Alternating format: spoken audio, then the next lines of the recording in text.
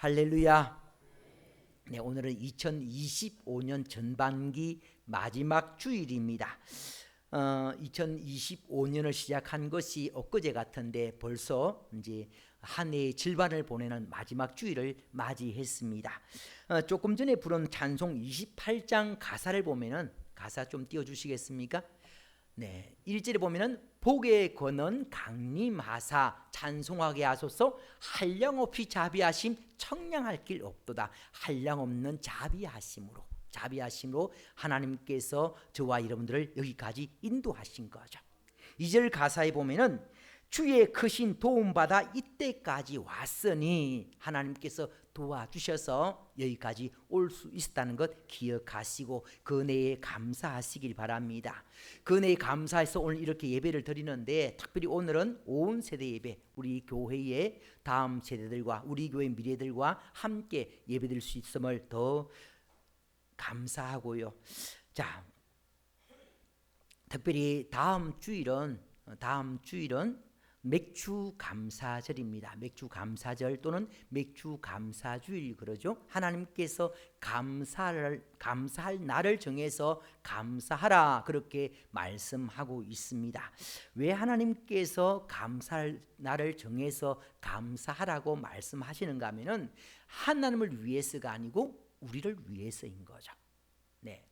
감사를 하게 되면은 물론 결과적으로는 또 하나님께서도 영광 받으시지만 근데 우리에게 많은 유익이 있으니까요. 감사하면은 어떤 일이 일어나는가 하면 여러분들 가운데서 불평할 때와 감사할 때를 비교해 보면은 금방 답이 나옵니다. 네. 불평하다 보면은 마음이 또 다치고 마음이 병들고 또 질병도 생기고 이런 일이 많이 일어나거든요. 근데 감사를 하게 되면은 기쁨이 평안이 넘치게 되는 겁니다. 그리고 감사를 하게 되면은 늘 좋은 생각들이 나게 되고요. 긍정적인 마음들이 일어나게 되는 겁니다.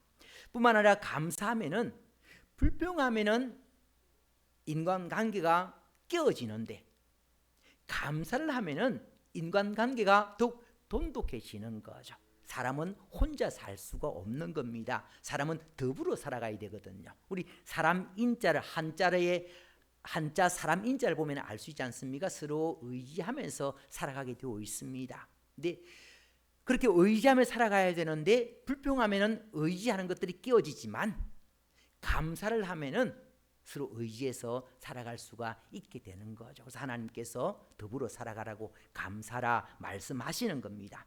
뿐만 아니라 감사하면은 제일 중요한 것 하나님의 은혜와 복이 더해진다는 거죠. 감사는 축복의 통로인 겁니다. 때문에 이래도 감사, 저래도 감사, 하여튼 감사, 일단 감사, 무조건 감사 굉장히 중요한 겁니다. 따라서 하겠습니다. 그러니까 감사, 그럴수록 감사, 그럼에도 감사. 네. 좋은 일이 있을 때는 잘 되었으니까 감사하고 좋지 못한 일이 있을 때는 또 그만하니 감사하고 어쨌든 삶의 자리에서 감사거리를 찾아서 감사하심으로 말미암아 더 풍성한 삶을 누리시는 여러분 되시기를 주님의 이름으로 축원합니다. 기억나실지 모르겠습니다만은 작년 6월 마지막 주일에 레위기 23장 말씀을 가지고 곡물의 이삭 첫 한단이라는 제목으로 말씀을 드렸습니다. 하나님께서 맥주 감사절에 왜 곡물의 첫 이삭 한 단을 드리라고 말씀하시는가 하면은 우리는 맥주 감사절 그러면은 어떤 분은 딱 부담이 되는 거죠. 감사한금 얼마를 드려야 되지? 이런 돈 액수에 대해서 액수의 많고 적음에 대해서 많이 생각들을 합니다만은 근데 하나님께서 기뻐하시는 것은 하나님께서 기대하시는 것은 곡물의 첫 이삭 한 단, 그러니까 하나님을 기억하는 마음이라는 거죠. 하나님께서 원하시는 것은 하나님을 기억해 주기를 원하신다는 겁니다. 전반기 6개월 6월 또 이제 지금 6개월 동안 하나님께서 인도해 주신 것, 하나님께서 그것을 기억하시길 원하시고요. 후반기 또한 하나님께서 함께 하신다는 것 기억하시길 원하신다는 것 기억하시고, 그래서 한 해의 질반을 감사하면서 후반기를 또 하나님과 함께 새롭게 시작할 수 있는 여러분 되시기를 주님의 이름으로 축원합니다. 아마 차 운전하시는 분들은 내비게이션을 많이 활용을 하실 겁니다. 저도 내비게이션을 많이 활용을 하는데, 내비게이션을 따라가다 보면은 때로는 엉뚱한 길로 갈 때가 있습니다. 근데 엉뚱한 길로 안내를 할 때에 이제 고민이 되거든요. 분명 이 길은 잘못된 길 같은데 이 길로 가면 안 되고 이쪽 길로 가야 될 것 같은데, 그렇게 갈등할 상황이 주어질 때에 여러분들은 어떻게 하십니까? 내가 아는 길로 갈 것인가, 아니면 내비게이션이 인도하는 길로 갈 것인가? 그런 고민할 갈등할 상황이 안 주어지면은 상관이 없겠습니다만은, 그런 고민할 갈등할 상황이 주어지면은 어떤 분은 내가 아는 길이니까 내가 선택하는 길로 갈 것이고, 어떤 분은 내비게이션이 인도하는 길로 그렇게 가실 겁니다. 근데 결과는 이제 지나 보면 알겠지만, 때로는 내가 잘 아는 길이지만 그 길에 장애물이 있다든지 또 어떤 문제가 도로 사정상 그 길로 가면 안 되기 때문에 아는 길이지만 내비게이션이 다른 길로 인도할 때가 있습니다. 그 당시는 모르지만 지나고 보면 또 알게 될 때가 있고요. 또는 때로는 내비게이션이 정말 잘못 인도할 때도 있습니다. 저도 그런 경우를 이렇게 경험을 했는데요. 내비게이션 따라가 가지고 낭패를 당한 경우도 있습니다. 어쨌든 내비게이션은 위성을 통해서 모든 상황들을 다 종합해서 안내를 합니다만은 실수할 수가 있습니다. 근데 우리에게는 실수하지 않는 완벽한 내비게이션이 있습니다. 그것이 무엇인가 하면은 하나님의 말씀이지 않습니까? 하나님의 말씀. 하나님의 말씀은 절대로 실수하지 않으십니다. 때로는 하나님의 말씀이 우리를 인도하시는 하나님의 말씀이 이해가 안 될 때가 있습니다. 내비게이션이 잘못된 길을 내가 모르는 길을 인도함으로 말미암아 고민하고 갈등이 되듯이, 때로는 말씀을 읽으면서 내가 이해가 안 될 때는 이해가 안 되니까 고민되고 갈등될 때도 있고요. 이 말씀 순종해야 되나 말아야 될 때나 이렇게 생각할 때도 있고 그렇습니다. 자, 성경을 읽다 보면은 이해가 안 되는 그런 말씀들은 조금 시간이 지나면은 또 알게 될 때가 있고요. 그래서 성경을 어떤 한 구절 또 한 문장보다는 좀 전체적으로 바라보고 이해할 필요가 있는 거죠. 그러면은 실수하지 않을 수가 있습니다. 특별히 하나님께서 우리에게 주신 말씀, 그 말씀들이 이해가 안 되는 부분들이 많이 있을 수 있는데, 그 중에 하나가 사람을 대하시는 모습입니다. 예를 들면은 에스와 야곱 이야기 잘 알지 않습니까? 자, 여러분들 한번 생각을 한번 해보십시오. 에스와 야곱, 한 아버지 이삭의 쌍둥이 아들입니다. 이 에스와 야곱을 비교해 보면은 에스가 지은 죄, 야곱이 지은 죄 비교를 한번 해보면은, 에스는요 사냥꾼이었습니다. 열심히 사냥하다가 배가 고파서 집에 왔더니 동생 야곱이 작정하고 팥죽을 끓이고 있었습니다. 그 팥죽의 유혹에 넘어가서 장자권을 내어주고 그 팥죽을 사 먹은 것, 그것밖에 없습니다. 야곱이 작정하고 그렇게 했기 때문에 안 넘어갈 수가 없는 거죠. 에스가 먹었다는, 야곱이 끓였다는 팥죽, 제가 작년에 튀르키예 갔는데 튀르키예 갔더니 이제 에스가 먹은 팥죽이라 그러면서 이렇게 나왔더라고요.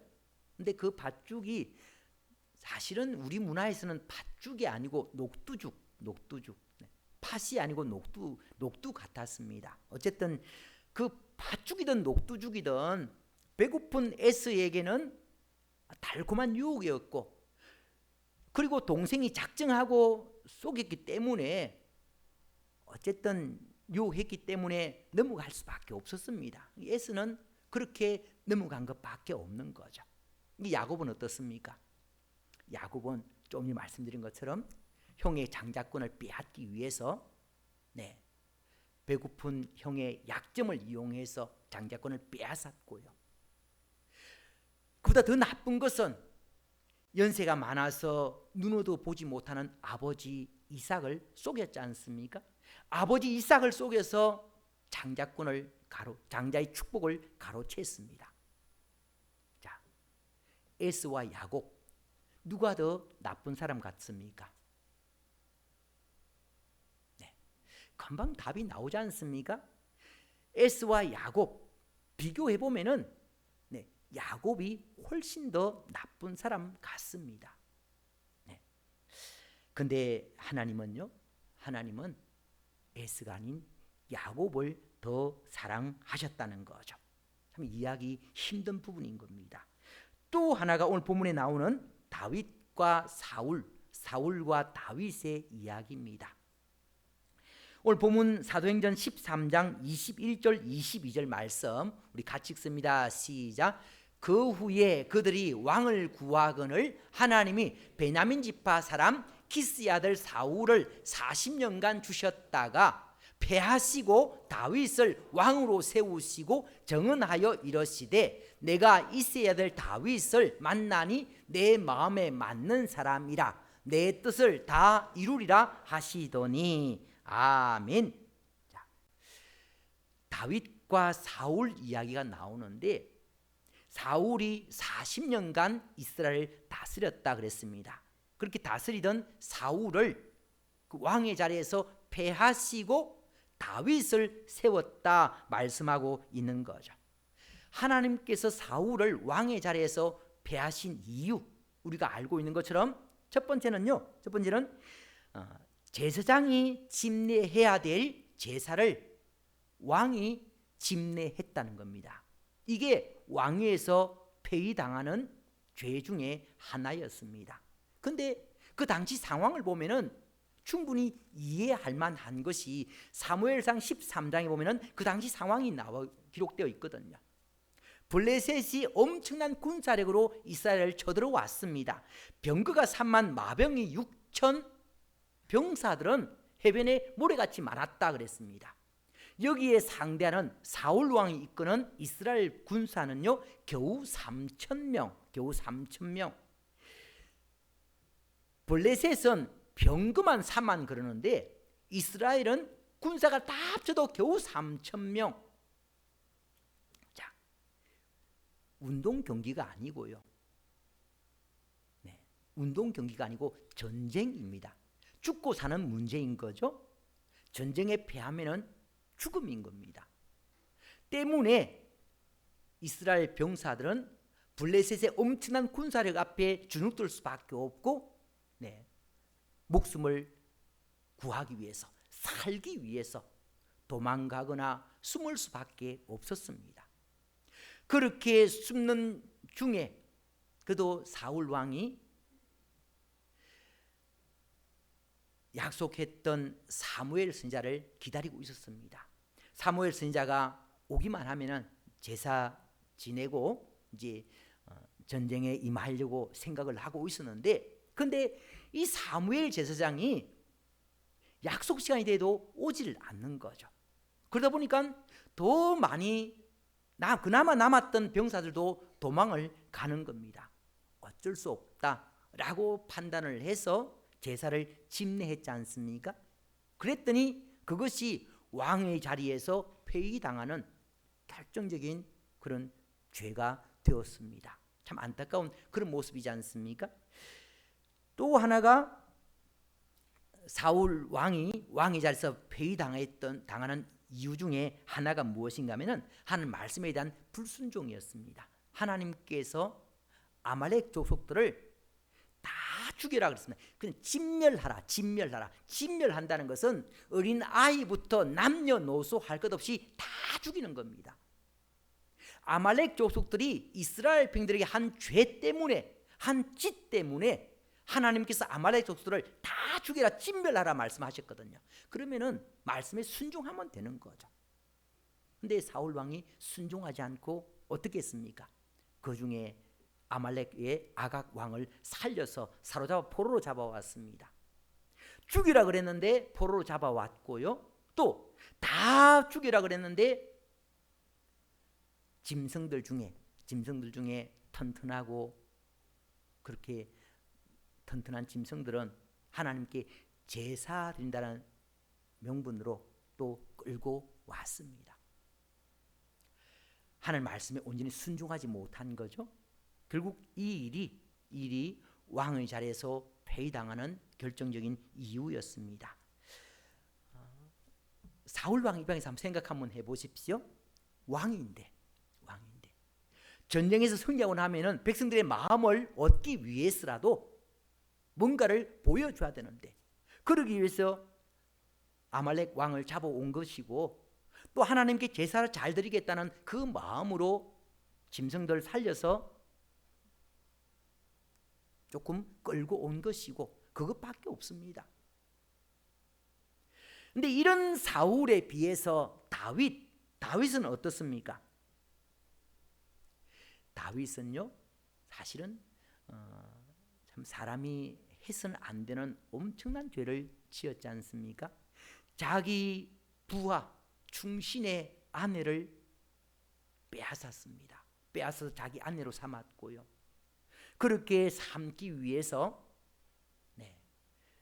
그 부하를, 그 신하를 전쟁 깊숙이 두어서 죽게 만들었습니다. 인간이 절대로 해서는 안 되는 그런 짓을 다윗이 했거든요. 자, 근데 하나님께서 사울 왕의 죄는 용서하지 않으시고 다윗의 죄는 하나님께서 용서해 주시는 내용이 기록되어 있습니다. 사무엘하 12장 13절 말씀, 사무엘하 12장 13절입니다.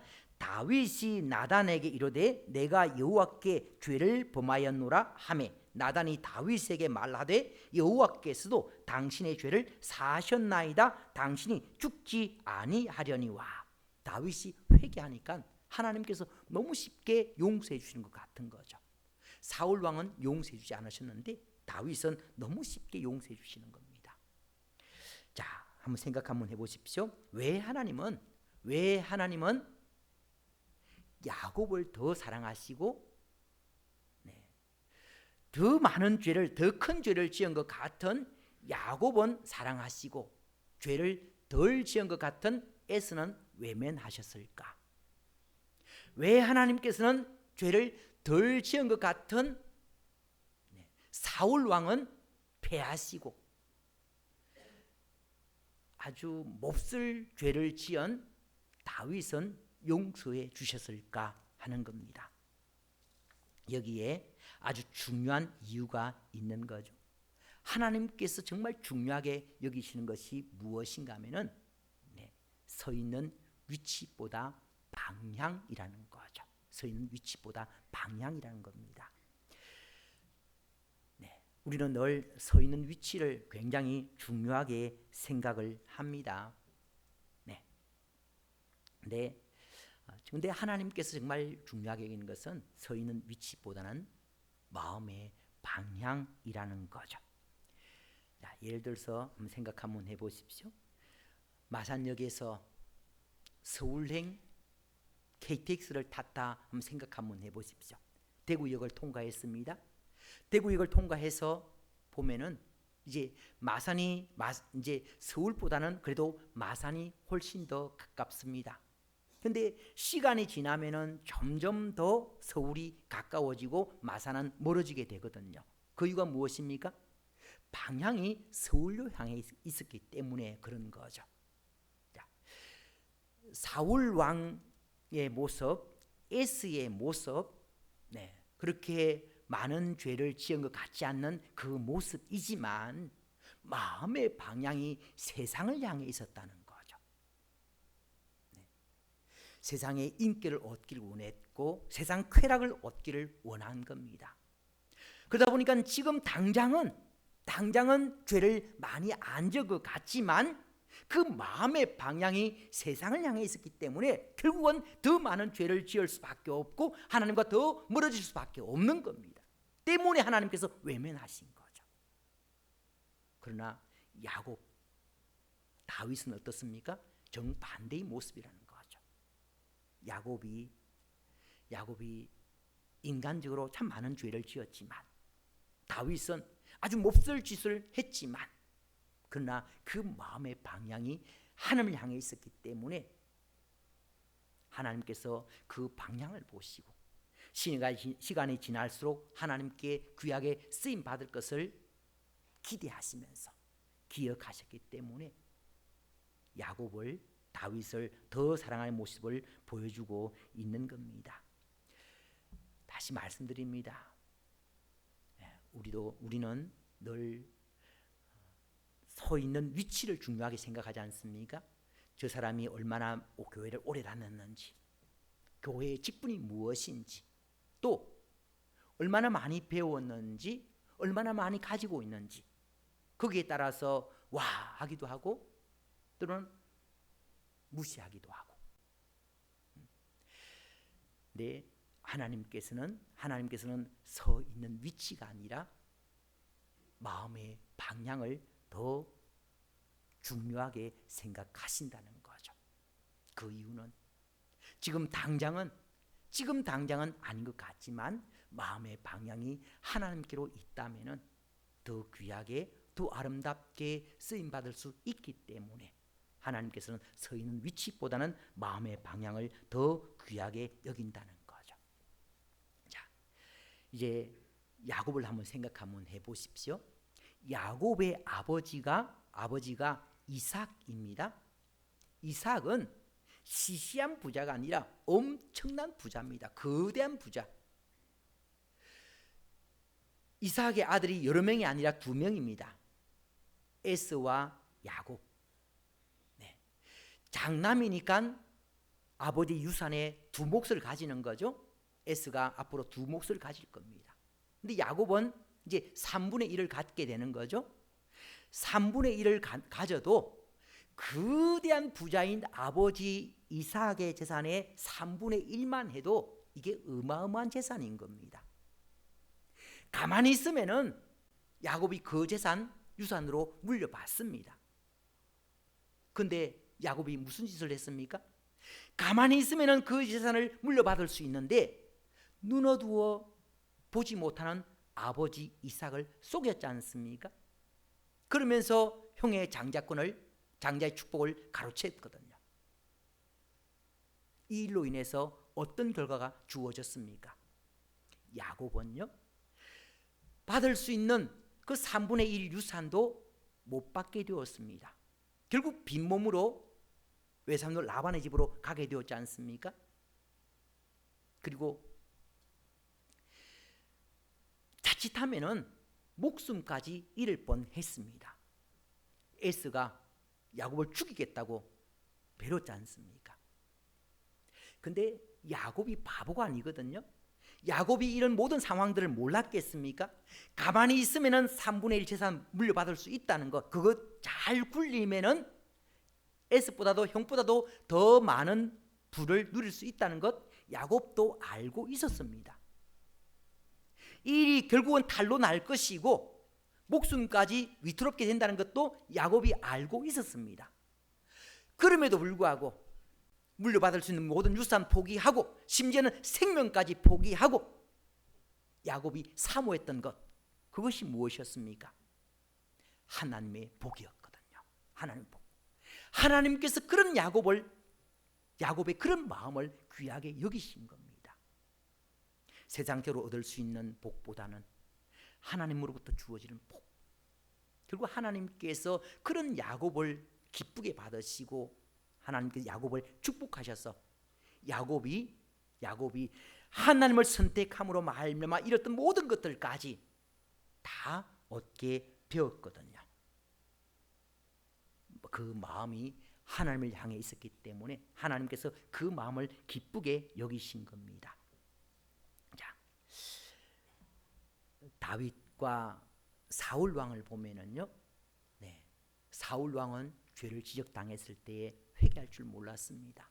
근데 다윗은 죄를 지적당했을 때에 적극적으로 회개하지 않습니까? 사울의 관심은 백성들에게 인기 얻는 것이었습니다. 근데 다윗은 하나님부터 주어지는 복에 관심을 갖고 있었거든요. 자, 다시 말씀을 드립니다. 하나님께서 정말 귀하게 여기시는 것은 지금 현재 내가 있는 위치가 아니라는 거죠. 사람은 현재 내가 있는 위치를 소중하게 여깁니다마는 하나님께서는 방향을 귀하게 여깁니다. 그 이유가 무엇인가 하면은 지금 당장은 아니더라도 시간이 지나면은 하나님께 더 귀하게 아름답게 얼마든지 쓰임 받을 수 있기 때문에 그렇다면은요, 우리에게도 소망이 있는 거죠. 우리에게도 소망이 있는 겁니다.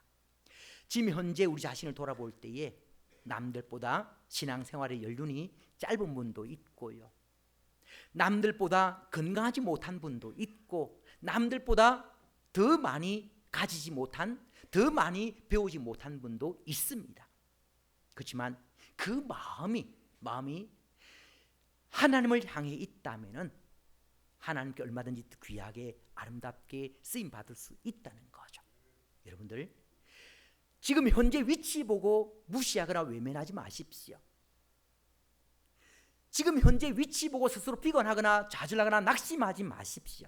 하나님께서는 위치가 아니라 마음을 보십니다. 여러분의 마음이 하나님을 향해 있다면 지금 위치와 상관없이 응원해 주시고요, 여러분의 마음이 하나님을 향해 있다면 인내하셔서 하나님 예배하신 복들을 받아 누릴 수 있으시길 바랍니다. 야곱, 다윗, 하나님께서 기뻐하시는 삶을 살았는데 야곱과 다윗의 공통점이 무엇인가 하면은 하나님을 사랑하는 마음이 있었다는 거죠. 지금 현재 내 위치와 상관없이 하나님을 향한, 하나님을 사랑하는 마음이 있는 것, 이게 너무너무 중요하다는 겁니다. 뿐만 아니라 야곱도 그랬고 다윗도 그랬고 하나님께서 예배하신 복에 대한 사모함이 있었습니다. 야곱은 가질 수 있는 모든 것들을 포기하고서라도 하나님에 대한 복을 얻겠다는 그런 마음들이 있었고요, 다윗도 역시 마찬가지인 겁니다. 시편 84편 2절에 보면은 내 영혼이 여호와의 궁정을 사모하여 쇠약하며 내 마음과 육체가 살아계시는 하나님께 부르짖나이다 그랬습니다. 누구보다도 하나님의 은혜에 대한, 하나님 복에 대한 사모함이 있은 거죠. 하나님께서 이런 야곱, 이런 다윗을 귀하게 쓰셨습니다. 하나님께서 저와 여러분들이 이런 야곱, 이런 다윗 되기를 기대하시는 거죠. 현재 위치와 상관없이 마음이 하나님을 향해 있기를 원하시는 겁니다. 하나님 복을 사모하기를 원하시는 거죠. 하나님께 어떻게 하면은 복을 받을 수 있을지 관심 가지시고 그 일에 집중하시면은 이 세상이 누릴 수 없는, 이 세상이 줄 수 없는 큰 위로와 함께 큰 복을 내려주실 줄 믿습니다. 자, 마음의 방향이 어디로 향해 있는지를 잘 살피시고, 여러분의 마음의 방향이 세상을 향해 있다면 돌아서셔서 하나님을 향해서 하나님을 향하시고, 하나님을 향해 있다면 열심을 내셔서 잘 감당하심으로 말미암아 하나님 예배하신 엄청난 복을 받아 누리는 여러분 되시기를 주님의 이름으로 축원합니다. 기도드리겠습니다. 하나님 아버지, 오늘도 귀한 말씀을 통하여 우리에게 위로 주시고 소망 주심을 감사드립니다. 야곱처럼 다윗처럼 마음을 하나님을 향하게 하시고 하나님 은혜에 대한 사모함을 갖게 하여 주시옵소서. 그래서 하나님 예배하신 복들을 제대로 누릴 수 있는 저희들 되게 도와주시옵소서. 예수님 이름으로 기도드리옵나이다. 아멘.